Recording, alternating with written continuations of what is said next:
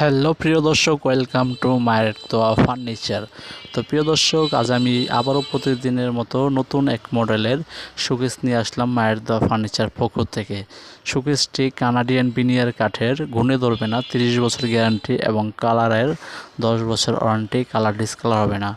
শোকেসটির size 5 feet by 6 feet. শোকেসটির price মাত্র 19,000 টাকা।